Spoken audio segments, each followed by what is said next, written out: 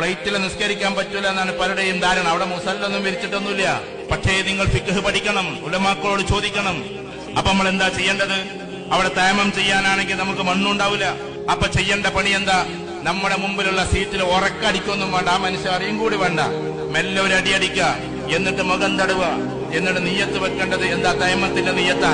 ഒരടിയും കൂടി അടിക്കുക, വലത്തെ കൈയും ഇടത്തെ കൈയും ഇതേപോലെ തടവുക. എന്നിട്ട് കാലൊന്നും തടവാൻ പോട്ടെ. ചില ആളുകൾ കാണാൻ ഇങ്ങനെ പിടിച്ചിട്ട് കാലൊക്കെ തടവണം. തയമ്മത്തിന് കാല് തടവലില്ല. ഈ രണ്ടവയവം മാത്രം, മുഖവും മുൻകൈയും മാത്രം. എന്നിട്ട് അവിടെ ഇരുന്നോണ്ട്, ഈ ആൾക്ക് ശല്യമൊന്നും വരാതെ ഇരുന്നോണ്ട് ഉറക്ക ഫാത്തിയോതണ്ട, ഉറക്കതാക്കണ്ട, മെല്ലെ ചൊല്ലിക്കൊണ്ട് നിസ്കരിച്ചോ. എന്തൊരു രസമുണ്ടാകുന്ന ആകാശത്തിലൂടെ സഞ്ചരിക്കുന്ന ഫ്ലൈറ്റിൽ ഇരുന്നിട്ട് 100-400 ആളുകൾ സഞ്ചരിക്കുമ്പോ നിങ്ങളിരുന്ന് നിസ്കരിക്കുകയാണ്. അള്ളാഹ്ക്ക് എത്രമാത്രം ഇഷ്ടമായിരിക്കും അത്. വായുലോകത്തിലൂടെ പോകുന്ന ഫ്ലൈറ്റിൽ ഇരുന്നിട്ട് പ്രാർത്ഥിക്കുന്ന നിങ്ങളെ ജഗനിയന്താവായ തമ്പുരാൻ എത്രമാത്രം